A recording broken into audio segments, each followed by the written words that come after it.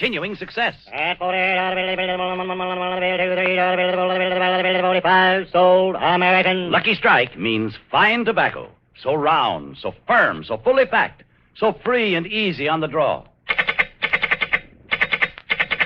LSMFT, LSMFT, LSMFT. Today, tomorrow, And always. Lucky Strike means fine tobacco, so round, so firm, so fully packed, so free and easy on the draw. Quality distinguishes a man, and quality distinguishes a product. Lucky Strike means fine tobacco.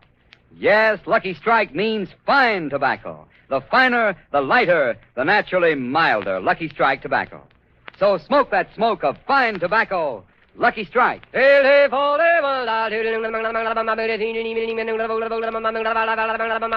American.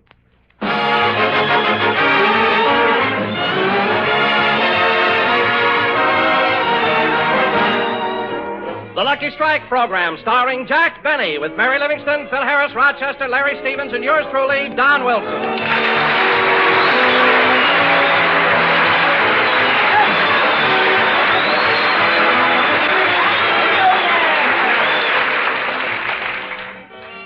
And now, ladies and gentlemen, this is New Year's Eve. Yes, New Year's Eve. The one time in the year when everybody should let their hair down. Yes, sir. Jackie said let it down, not take it off. Pardon me. Continue, Don. So, in keeping with the spirit of New Year's Eve, I bring you a man who will get up at midnight, hang up his calendar, refill his hot water bottle, get back in bed again. Here he is, Jack Benny.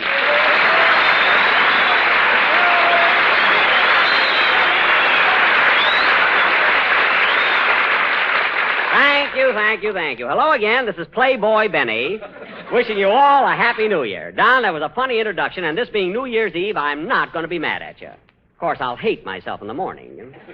Yes, Don, here it is, New Year's Eve, and in just a few hours, it'll be 1945. 1945. Gosh, what I wouldn't give to be 19 again. What you wouldn't give to be 45 again. Mary, that's an easy joke if I ever heard one. But this is New Year's Eve. But then I'm not going to be mad at you, you know? Thanks, Cookie. You're welcome, Poopsie. Hello, Phil. I didn't see you come in. Hiya, Jackson. Well, I wanted to surprise you. Do you notice anything different about me? Let's see, a new tie? No.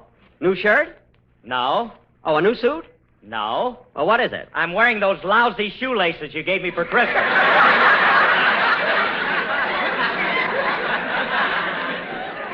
Phil, that is not the proper spirit, you know. Well, Jack, I hate to bring this up, but you didn't think of me. You didn't give me anything for Christmas. Oh, yes, Don, I ordered a nice gift for you, but it didn't get here yet. See, they're having a little trouble at Montgomery Ward. You know what I mean? And listen, kids, now that you brought it up, that was a fine present you all chipped in and gave me. A gift certificate for a dinner at the Thrifty Drugstore. The meal was good, but I kept slipping off the stool all the time. Anyway, kids, Christmas is over, and after our program, I want you all to come over to my house and see the New Year in. Boy, am I going to have fun. Oh, sure. What do you mean, oh, sure? You'll have fun, all right. You'll drink 3 bottles of Coca-Cola, 2 7-Ups, and 1 Dr. Pepper. Then 10 minutes later, you'll put on a lady's hat and holler, yippee! What? Then you'll have 2 fingers of Dad's old-fashioned root beer, and Rochester will have to carry you up to bed. What are you kids talking about? You're the only one I ever saw that drinks champagne out of a spoon. Now, listen, kids, I may be that way all year, but when it comes to New... Oh, hello, Larry. Hello, Mr. Benny. Happy New Year. Same to you. I'm glad you got here, kid. It's time for your song. Okay, but can I tell you about my New Year's resolution first? Sure, kid. What is it? Well, I made a resolution never to ask you for a raise unless you gave it to me voluntarily. Well. Whatever made you think of that? It's on page 84 of his contract. It is not. Anybody that works for me can ask for a raise any time they want to. I can't help it if the government froze salaries. You know, you're not a bad little refrigerator yourself.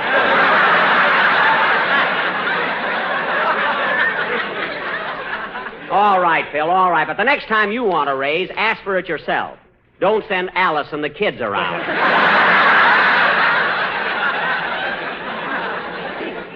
And where did they get those ragged old clothes?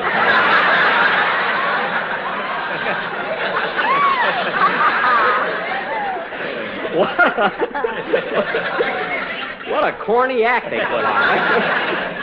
Say, Jack, What? getting back to resolutions, it wouldn't hurt if you made a few yourself. Mary, I've already made a resolution. You'd be surprised if I told you what it is. No kidding, Jackson. What is it? Well, I made a resolution that from now on I'm going to be friends with Fred Allen and never say anything against him. Ah, Jack, that's really swell. You're really being magnanimous after all the things Alan has said about you. Oh, Don, it was all in the spirit of fun. Alan's the nice guy. Never meant those things. It was just for laughs. Yeah, you're right, Jackson. But I'll never forget the laugh Alan got when he said you squeeze a nickel so hard you get milk out of the buffalo.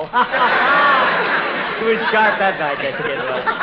Oh, did Alan say that? Yeah. What a sense of humor, really. And I'll never forget the time Alan said that you're so bow-legged and your girl is so knock-kneed, when you dance together you look like a mixmaster.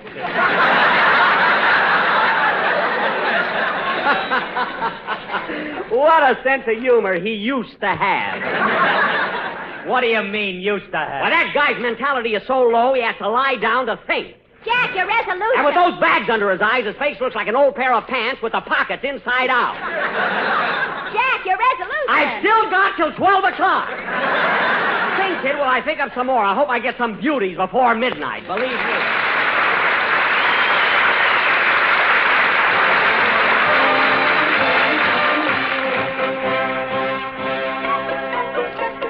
With my light brown derby and my bright green tie and my hair all slick upon my head, I went to lose a lonely owl on the trolley and lost my heart instead. With her high starch collar and her light brown hair, she had such a gay and winsome air.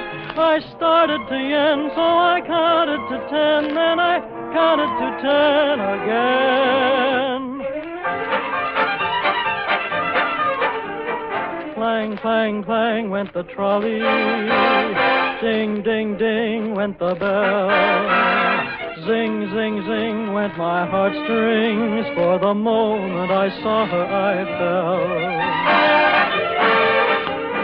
Chug, chug, chug went the motor. Bump, bump, bump went the brake. Thump, thump, thump went my heartstrings. When she smiled, I could feel the car shake. I tipped my hat and took a seat. I said I hoped I hadn't stepped upon her feet.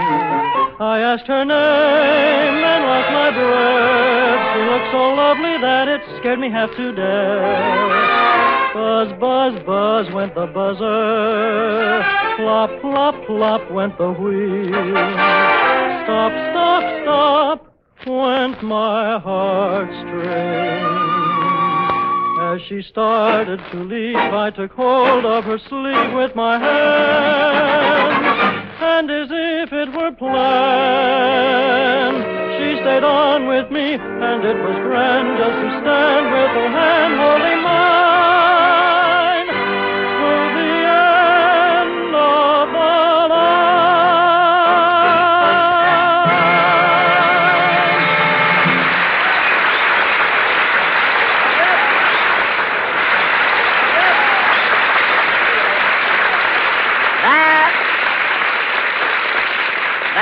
That was a trolley. Hey, it's a good live number there, Larry. That was a trolley song sung by Larry Stevens. And now, ladies and gentlemen, as is our custom every year at this time, we will present our annual New Year's play entitled The New Tenant, or Goodbye 44, Hello 45. As most of you will remember, this is an allegorical fantasy that takes place... Hey, Jackson, just a minute. What do you mean by allegorical fantasy? Well, for instance, Phil, did you see Dumbo, the little elephant with the big ears? No. Did you see Ferdinand the Bull? No.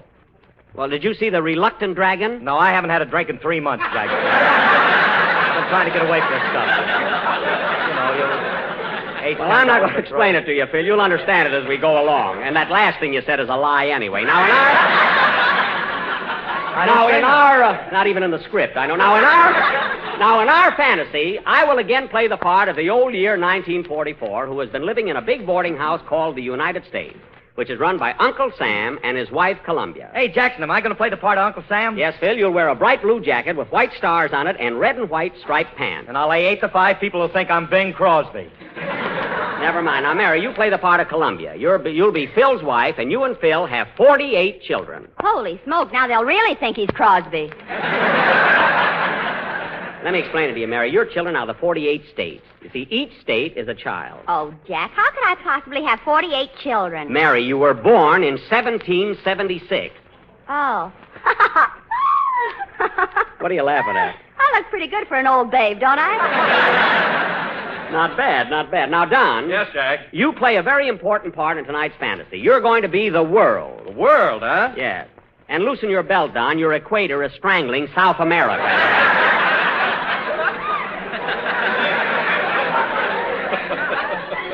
And now, folks, this play will go on immediately. Oh, say, Jack. Yes, Don. Come here a minute. I want to show you something. What is it? Now, if I'm the world, then my chest must be the United States. Uh-huh. And right over here, a little to the southeast, is Goldsboro, North Carolina. Right here? Yes. Oh, pardon me, Don. I didn't know my finger was cold. I'm sorry. Well, anyway, Jack, this little town of Goldsboro is right in the heart of the tobacco country. I know, Don, but we've got a play to do. And you it's see. here that they get those finer, lighter, golden leaves of tobacco and make them into Lucky Strike cigarettes. Well, that's fine, Don, but you see, and that's our why that fantasy- slogan, LSMFT, is so true. But, Don, I can't see where that has anything to do with our New Year's play. You see, LSMFT stands for Lucky Strike, means fine tobacco. Yes, Jack, Lucky Strike means fine tobacco. Don, that happens to be a statement of fact, while our play is an allegorical fantasy. There's no connection. Oh, I'm sorry, Jack. Well, that's all right, Don, but don't bring it up again. Until next Sunday. Now, button up your shirt. Goldsboro's getting goose pimples there. And now, ladies and gentlemen, our annual New Year's play will go on immediately after a music... Oh, darn it. I'll get it. Hello? Hello, Mr. Benny. This is Rochester.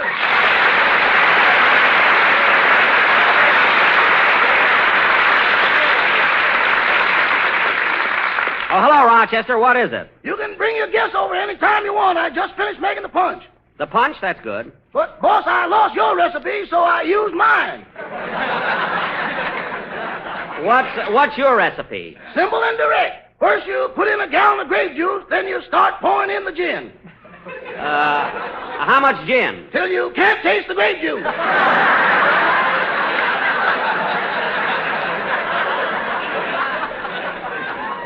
Oh, my goodness. That ain't all. Then you start pouring in the bourbon. Bourbon with gin? How much bourbon do you put in? Till you can't taste the scotch. Scotch? What kind of a silly drink is that? Scotch, bourbon, gin, and grape juice. Get rid of it immediately. Okay, I'll see if I can drain it out of the washing machine. The washing machine, Rochester. I left my new shirt in there this morning. I know, boss. I noticed it after I poured in the stuff. Well, for heaven's sake, take my shirt out. It's too late now. There's nothing left but the buttons. Oh, Rochester, this is the worst yet. At least you can take out the buttons. Oh, boss, they're so happy I hate to disturb them. Well, I don't know what to say now, Rochester. Don't monkey with it anymore. I'll be home right after the broadcast. Okay, goodbye. Goodbye. Oh, say, boss, Now what? can I leave about 10 o'clock tonight? I'm going to a New Year's party, too. No, Rochester. Every time you go to a New Year's party, you always stay out so late. Oh, I'm going to be back early this year. What time? About Thursday. Well, all right, Rochester. New Year's Eve. Enjoy yourself. But before you go, in fact, before I get home, I want you to empty that punch out of the washing machine. It's too dangerous to have in the house when you... Don't worry, boss. As soon as I hang up, I knew it. The punch exploded. Rochester, what happened? Rochester, are you hurt? Not unless I make a bad landing.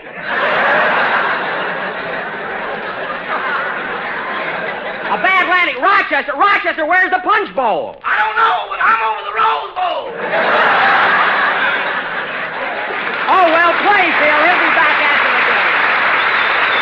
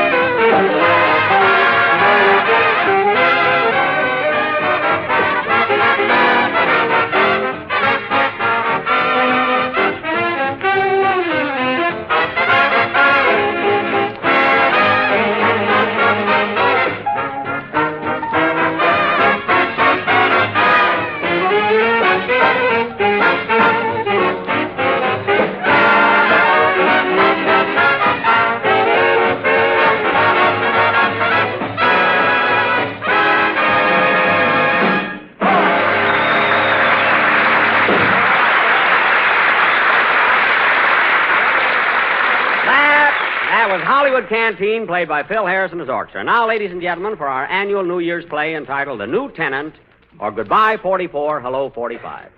As the curtain rises, it is almost midnight of December 31st, and old man 1944 is packing his bags and ready to make his exit. Curtain music.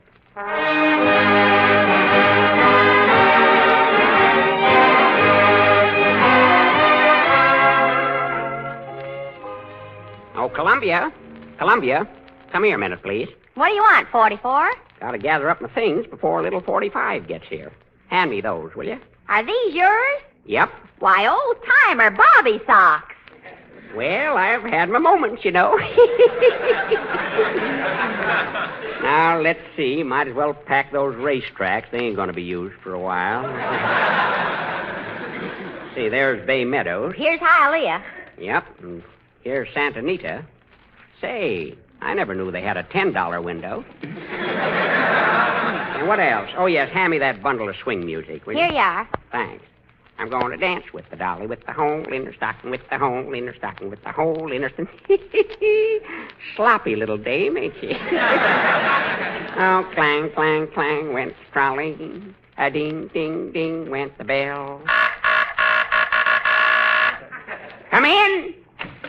Hello, old-timer. Oh, hello, Uncle Sam. Where you been the last few weeks? Oh, I've been all over. I've been delivering Christmas presents to all my nieces and my nephews. Well, Sam, you got here just in time to say goodbye to 1944. Yep. In a few minutes, I'll be leaving you, and I'll never be back on Earth again. Gosh, kind of feel sorry for you. Why? Now you'll never know what happened to Snowflake and Shaky.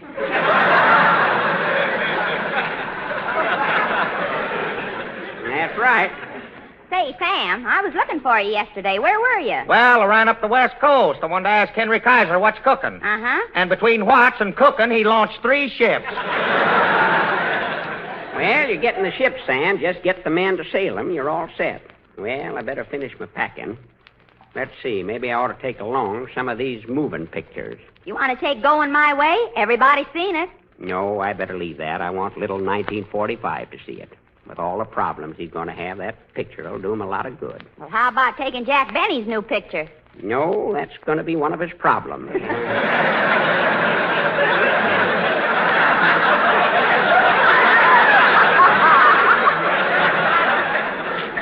Well, maybe I'd better... Come in. Well, howdy, everybody. Hi, old-timer. Well, what do you know? It's the world come to say goodbye to me. Yeah, I'll miss you, old-timer. Lots of things happened to me while you were here. That's right, world. We had 365 exciting days, didn't we? Yeah. What you laughing at, world? Remember last month when I burped and Tokyo had an earthquake? Yep. Say, world, your earthquake shook them almost as bad as my B-29s. You're right, Sam. Say, World, why don't you hang around till the new tenant arrives? Sure, stay a while, world. Sit down on the refrigerator, cool off your Arctic Circle. Say, Columbia. Yes? Tune in the radio. This will be my last chance to get a little entertainment. Okay. You're listening to another broadcast of Mr. Keene, Tracer of Lost Persons. The next case is that of a man named Benito Mussolini, alias Il Duce. A sure way to identify this fugitive is to get him up on a high building and show him a balcony. If he steps out on the balcony and makes a speech, he's Mussolini. If he steps out and there is no balcony, let's hope so. I wonder where he's hiding. Oh, I wouldn't worry too much about him. His troublemaking days are over. Yeah, I'll get another station. And now that you have answered the first one correctly, would you like to try the $2 question? Yeah. The $2 question is a simple one. Oh, by the way, what is your name? My name is Adolf Hitler, but for $2 you can call me Schickelgruber. All right, Adolf. Would you like to try the $4 question? Yeah. You will be Nobody asked you, Gering. Please, no coaching from the audience. Now for the next question. Tell me, Adolf, who won the Battle of Stalingrad? Germany. I'm sorry, that's the wrong answer. Wrong! Schweinhund! You call me wrong! Adolf Hitler can't be wrong! I'm always right! Heil Hitler! Heil myself! Verbluten, Druden, Dammkopf, und Nutten! Adolf, stop chewing up the rug! I know what you are thinking! You are thinking that because I chew up rugs, I am crazy! I am not crazy! I am Adolf Hitler!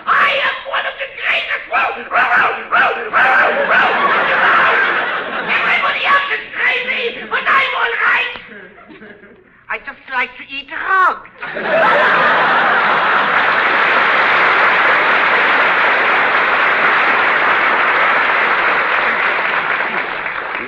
Get another station, Columbia. Schickelgruber seems to have lost control of himself. Okay, old-timer.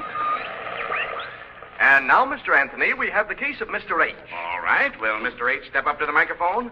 Your name, please. My name is Hirohito. I live in Imperial Palace, which is located in what is left of Tokyo. And you have a problem? Yes, Mr. Anthony. I went into partnership with a German in a war. First, we was winning. Now we are losing. Almost every day, the big 29 fly over Tokyo. And now I wish I had never listened to that German, that no good son. No names, please. Now get on with your problem. Well, my problem is this. If I have the world's greatest army, and the world's greatest air force, and the world's greatest navy, then please tell me, Mr. Anthony. Yes? Why in the name of Nagasaki am I getting the sukiyaki knocked out of me? I'll tell you why, Hirohito. Because you and your whole gang are a bunch of dirty, no-good... No names, please. No names. Yes, Hirohito, you have a problem. But it's of your own making, and I cannot, nor would I, give you any advice, any consolation, or any hope for the future.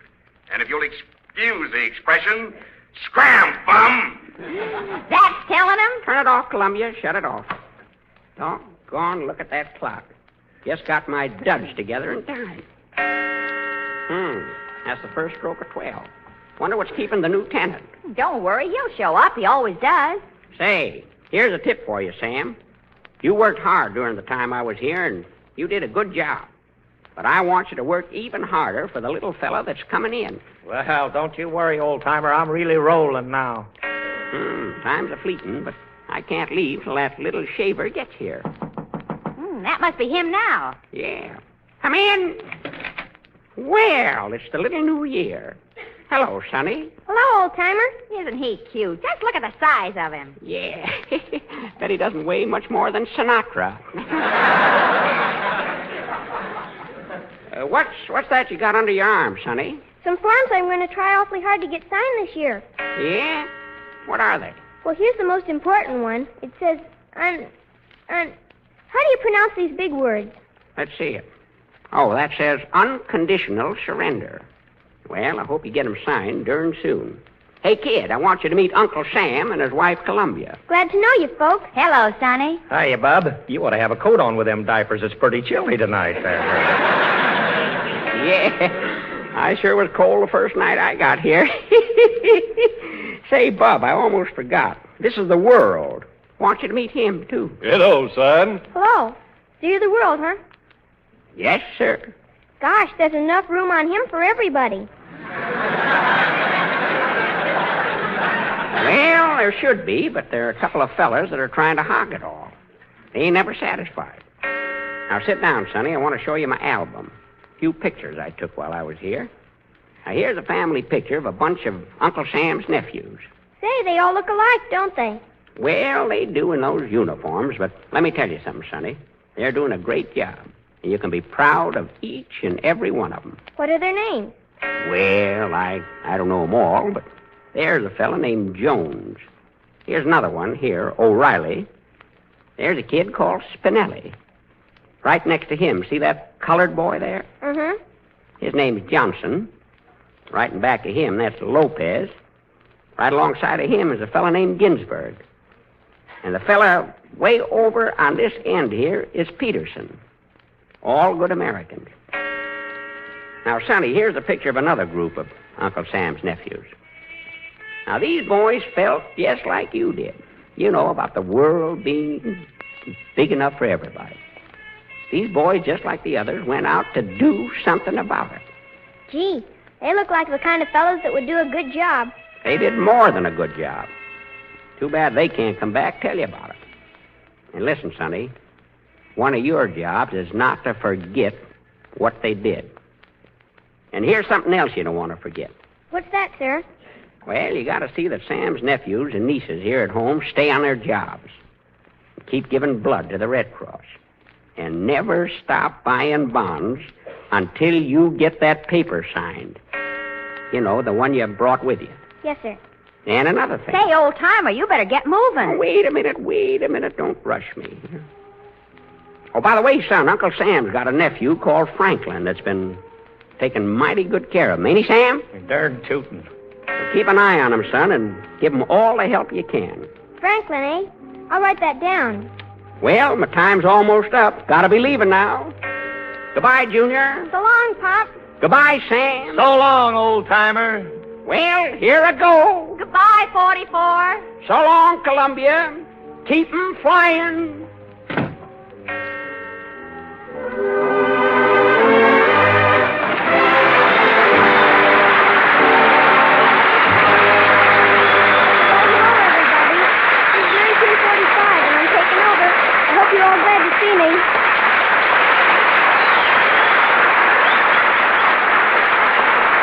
Jack will be back in just a minute, but first, here's my good friend L.A. Speed Rig. He pulled it to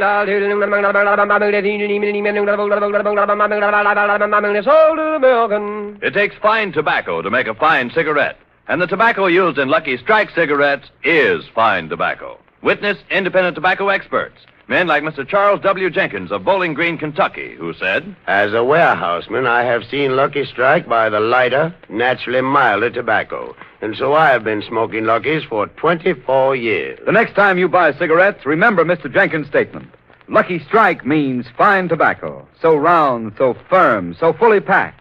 So free and easy on the draw. The famous tobacco auctioneers heard on tonight's program are Mr. F.E. Boone of Lexington, Kentucky. At $45, sold American. And Mr. L.A. Speed Riggs of Goldsboro, North Carolina. Basil Rysdale speaking for Lucky Strike. LSMFT, LSMFT, LSMFT. Yes, sir. Right you are. Lucky Strike means fine tobacco. So smoke that smoke of fine tobacco, Lucky Strike.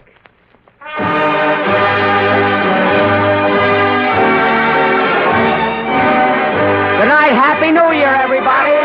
Happy New Year. Happy New Year, everybody. This is the National Broadcasting Company. KFI, Los Angeles.